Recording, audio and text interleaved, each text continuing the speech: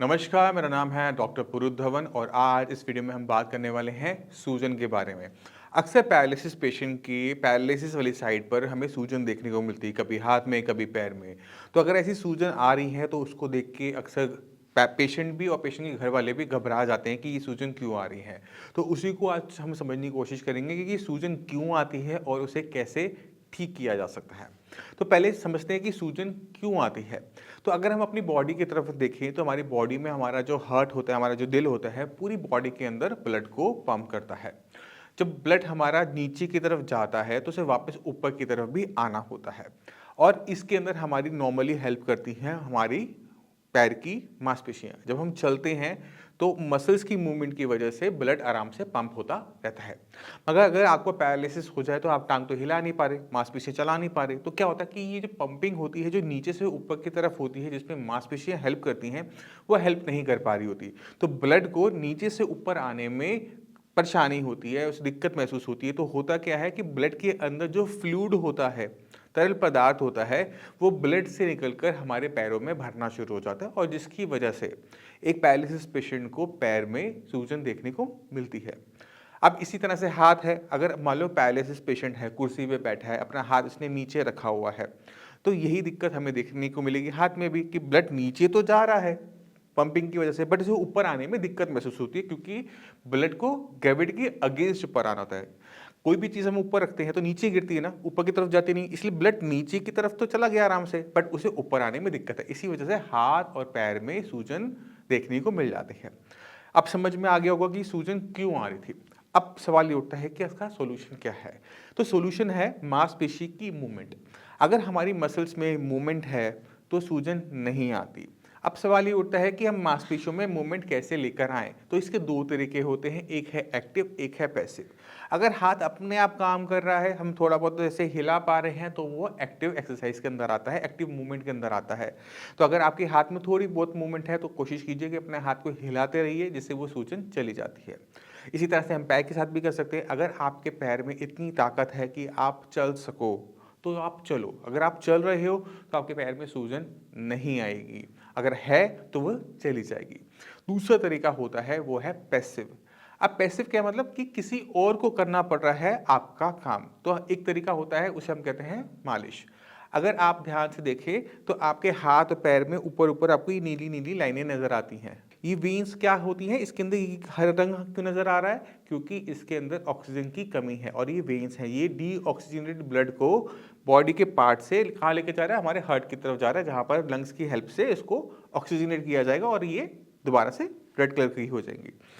अब ये blood circulation किस तरफ जा रहा है, ये ब्लड सर्कुलेशन हमारा हार्ट की तरफ जा रहा है। तो अगर हम अपने दिल की तरफ, अंदर की तरफ अपने हाथ की इस तरह से मालिश करते हैं, पैर की ऊपर की तरफ मालिश करते हैं, तो हम क्या करते हैं, हम ब्लड को फैसिलिटेट करते हैं कि आप दिल की तरफ जाओ। जैसे हमने कि अब क्या हो रहा है कि हम ब्लड को भेज रहे हैं ना, ऊपर से भेज रहे हैं, हल्का प्रेशर लगा के भेज रहे हैं कि आप अपना फैसिलिटेट कर रहे हैं।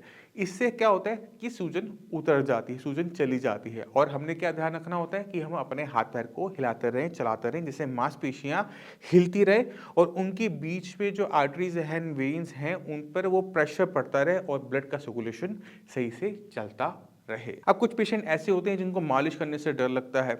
कभी कभी डॉक्टर बोल देता है, फिजियोथेरेपी बोलता है कि मालिश मत करवाना, इससे ये हो जाएगा, उससे वो हो जाएगा। उनके लिए भी हमारे पास सोल्यूशन है। आपको मालिश नहीं करनी, मत कीजिए।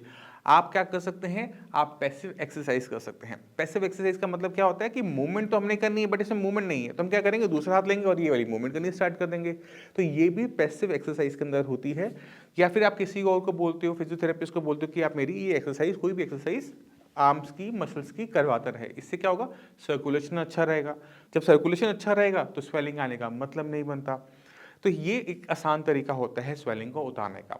अगर पैरों में सूजन देखने को मिल रही है तो एक काम आप और कर सकते हैं कि जब आप सोएं, लेटें, तो पैर के नीचे तकिया लगा लें। उससे क्या होता है कि पैर थोड़ा सा ऊपर की तरफ हो जाता है, ब्लड को आसानी होती है ऊपर से नीचे की तरफ आने में और ब्लड आराम से आ जाता है और स्वेलिंग चली जाती है।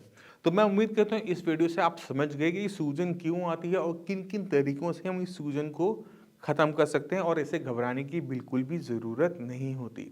फिर भी आपके माइंड में कोई भी डाउट हो, कुछ भी पूछना चाहते हो तो डॉक्टर्स अवेलेबल है, उनसे बात कीजिए, आपको पूरा बताएँगे कि किस तरह से हम पैरालिसिस को हरा सकते हैं। क्योंकि पैरालिसिस लगता तो हमें हाथ-पैर का रोग है कि हाथ नहीं चल रहा, पैर नहीं चल रहा, बट सच्चाई ये होती है कि ब्रेन में जब कभी क्लॉट आता है या नस फटती है तो ब्रेन के किसी हिस्से को नुकसान हो जाता है जो आपके हाथ-पैर को चला रहा होता है। अगर हमने ऐसे पेशेंट को ठीक करना है तो कहीं न कहीं हमें ब्रेन के अंदर ही सुधार लेकर आना होता है। और कोई भी ट्रीटमेंट अगर आप करवा रहे हो तो इसमें ध्यान रखो कि आपका ब्रेन का ट्रीटमेंट भी चल रहा हो, क्योंकि अगर आप सिर्फ फिजियोथेरेपी करवा रहे हो, कई सालों से करवा रहे हो, तो आप क्या देखोगे कि उसमें आराम आपको देखने को नहीं मिलता। आपकी जो मूवमेंट्स हैं वो नहीं आ पा रही होती। तो हमने क्या करना है, दोनों काम करने होते हैं। हमने ब्रेन को रेडी करना होता है सीखने के लिए और उसे सिखाने के लिए हमें करनी पड़ती है एक्सरसाइज। जब हम ये दोनों चीज़ें साथ-साथ में करते हैं तो रिजल्ट कुछ इस तरह से होते हैं।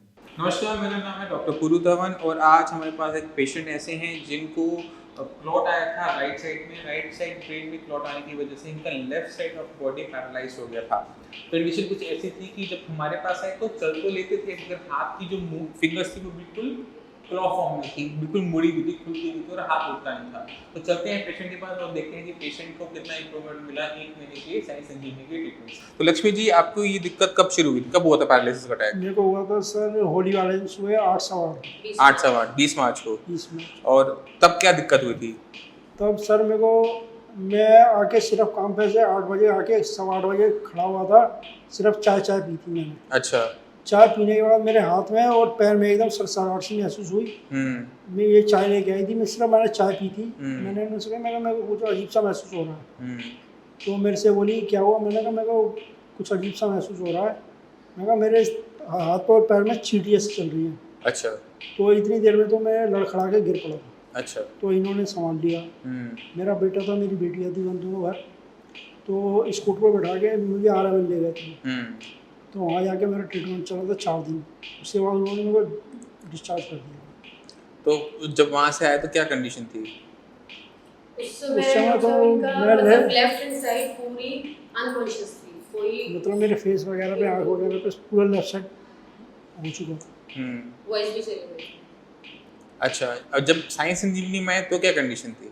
साई संजीवनी में जब आया तो मैं चल तो रहा था, मगर मेरा हाथ काम नहीं कर रहा था। हाथ की क्या कंडीशन थी, थोड़ा सा बताओ। हाथ की मेरी कंडीशन, हाथ मेरा पहले इतना उठता था और मुड़ा रहता था। कैसे मुड़ा रहता था? फिंगर मेरी ऐसे मुड़ी रहती थी। अच्छा, अब पूरा हाथ उठाओ। अब मेरा हाथ ऊपर उठता है और फिंगर मेरी सीधी हो गई। अब चीज़ों को पकड़ने में दिक्कत तो नहीं होती? नहीं। पकड़ो, पेन उठाओ उल्टे हाथ से। पहले कर पाते थे इसको? नहीं, पहले नहीं कर पाते थे। अब कितने टाइम में ये हुआ? 1 मंथ से 1 महीने के अंदर ही सारा सुधार हुआ। तो आपने खुद देखा कि पेशेंट के अंदर वो चेंजेस जो चाहिए होती हैं, जो उसकी इम्प्रूवमेंट रुक जाती है, वो शुरुआत करने के लिए हमें हाथ पैर की मसल्स पे काम नहीं करना पड़ता, हमेशा पेशेंट की ब्रेन पे काम करना पड़ता है, क्योंकि वहीं पर क्लॉट आया था, वहीं पर डैमेज हुआ। जब तक हम ब्रेन पे काम नहीं करते, पेशेंट के हाथ पैर में कभी भी पावर नहीं आती। जो रुकी हुई इंप्रूवमेंट थी, जो रुक गई थी, जो हाथ में मूवमेंट नहीं थी, उंगलियां मोड़ी हुई थी, वो सिर्फ 1 मंथ के ट्रीटमेंट में पेशेंट की कंडीशन कुछ ऑलमोस्ट नॉर्मलाइज हो गई है। अभी 1 महीना हुआ है, अभी हम थोड़ा सा और आगे चलेंगे, 2-3 महीने का कोर्स करेंगे, उसके बाद मुझे नहीं लगता कि आपको और ट्रीटमेंट लेने की जरूरत पड़ेगी। डॉक्टर साहब मुझे कोई दिक्कत नहीं है, 6 महीने की दवाई खा लूँगा, मगर मुझे सही नहीं है। अच्छा, ठीक है। चलिए, इतना लंबा तो नहीं जाएगा आपका, क्योंकि काफ़ी अच्छी इंप्रूवमेंट हो चुकी है। जितनी इंप्रूवमेंट इस महीने आई है, इतनी अगले महीने आ जाएगी, तो आप ऑलमोस्ट हो चुके होगे। अभी सुनने में आया आप बाइक से आए हो, बाइक चलाकर आए हो। पिछले महीने बाइक चलाते थे? नहीं चलाता नहीं, बेटे के साथ में। बेटा मेरा कितने टाइम के बाद आपने बाइक चलाई है? 4 महीने। 4 महीने बाद, ठीक है। इनमें बहुत तेजी से बहुत अच्छी इंप्रूवमेंट आने का एक रीज़न ये भी है कि इनकी जो डैमेज हुआ था उसको भी बहुत ज़्यादा टाइम नहीं हुआ था। अगर ये पेशेंट 6 मंथ के बाद आता तो उसमें इंप्रूवमेंट धीरे धीरे होती, क्योंकि ये अपने उस टाइम के अंदर है जब ब्रेन के अंदर डेवलपमेंट हो रही होती है। तो ज़रा सा भी हम उसको पुश करते हैं तो वो तेज़ी से इंप्रूवमेंट दिखा देता है।